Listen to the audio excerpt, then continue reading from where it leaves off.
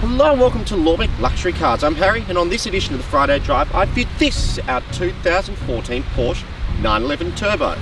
The most controversial 911 since the 996 generation, which did away with the traditional Porsche air cooling system in favour for the more reliable and technologically advanced cooling system. The 991 generation was the first 911 to adopt electric steering, thus getting rid of decades of use of the hydraulic system.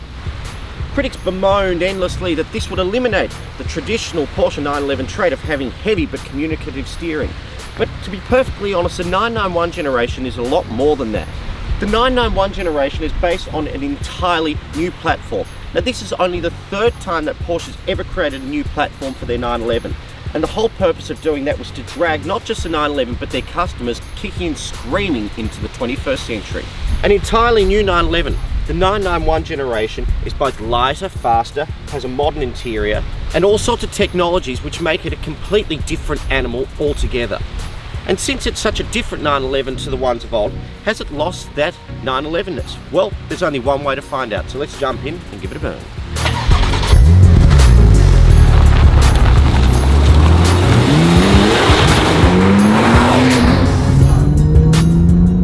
So, first things first, and that is the specs.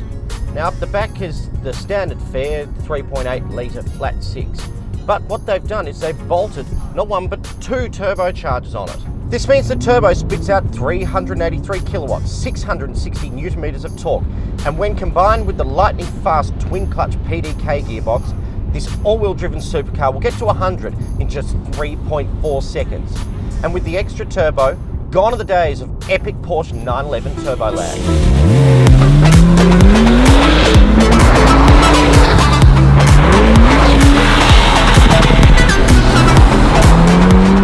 But let's address the elephant in the room, and that of course is a steering. And it must be said that it is quite a bit different to the old ones.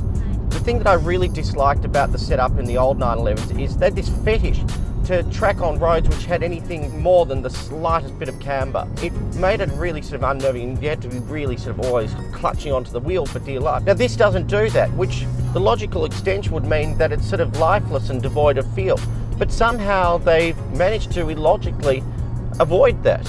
And on centre, it's probably fairly sort of stock standard, but as soon as you start twisting the steering wheel, it starts to get a lot more chatty. Yes, it's not quite as talkative as the 997, but the 997 wasn't as talkative as the original 911, which didn't have power steering at all. The reality is, the setup is exceptional. It's better in all aspects and makes the 991 not just a great sports car, but a great car full stop.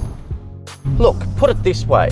No one I know who has a 991 or a 992 generation for that matter of 911 has complained. They all think this car is an utterly fabulous car, and still a 911 to its very core. People fear progress, they fear change, especially in something they love, which to be honest is fairly understandable. But what Porsche have done time and time again is to prove the naysayers wrong. It seemed like sacrilege to get rid of air cooling in Porsche 911s. And same thing that was said of putting in electric steering. But you know what? They've proven time and time again that they can make this car better and better than each generation that went before it. You have to love Porsche for that, and you have to always trust them. So if you want the finest example of a supercar that you can use every day, this example is the best available.